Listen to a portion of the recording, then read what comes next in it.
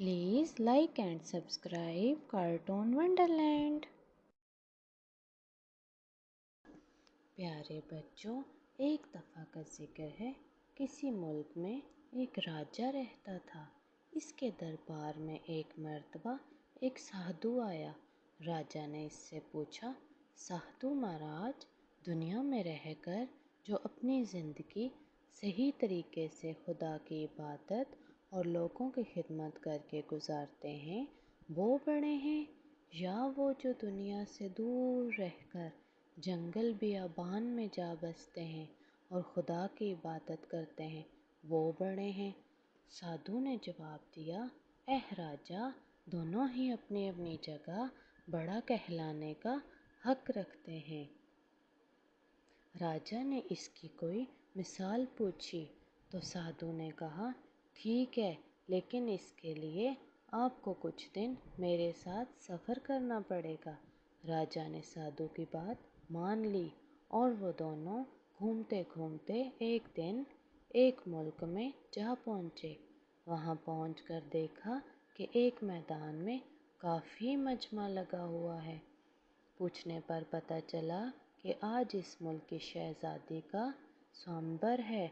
वहाँ के राजा ने इसे मनादी करवा दी थी कि जिसके साथ शहज़ादी की शादी होगी इसे मेरी मौत के बाद पूरी सल्तनत सौंप दी जाएगी और वो इस मुल्क का राजा कहलाएगा।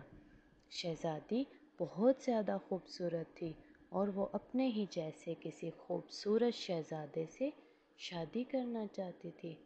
यूँ तो स्वयंवर में हिस्सा लेने के लिए एक से एक शहज़ादे आए, लेकिन कोई भी शहज़ादी को पसंद न आया।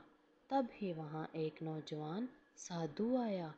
राजकुमारी ने जैसे ही इस जवान साधु को देखा, इसे पसंद कर बैठी और इसके गले में माला डालने चल पड़ी, लेकिन वो साधु वहाँ से जाने लगा। तब राजा ने नौजवान साधु से कहा, अगर तुम मेरी बेटी से शादी कर लोगे तो मैं इसी वक्त मेरी आधी सल्तनत तुम्हें दे दूँगा और मेरी मौत के बाद तुम सारे मुल्क के राजा कहलाओगे। मैंने तो दुनिया को खैर बात कह दिया है, अब मुझे शादी ब्याह और दुनिया से कोई मतलब नहीं। इतना कहकर साधु वहाँ से चल पड़ा। नौजवान साधु को जाते हुए देखकर शहज़ादी भी इसके पीछे पीछे चल पड़ी। ये सब मंजर राजा और साधु दोनों गौर से देख रहे थे। अचानक जंगल में जाकर वो नौजवान साधु कहीं गायब हो गया। शहज़ादी एक दरख्त के नीचे बैठ गई। इसी दरख्त पर एक चिड़िया और चिड़ा अपने 3 बच्चों के साथ रहते थे। सर्दी का मौसम था। चिड़ा ने चिड़िया से कहा, ये हमारे मेहमान हैं, हमें इनकी खादत मदारत करनी चाहिए। इन्हें ठंड लग रही है, मैं एक जलती हुई लकड़ी लेकर आती हूँ।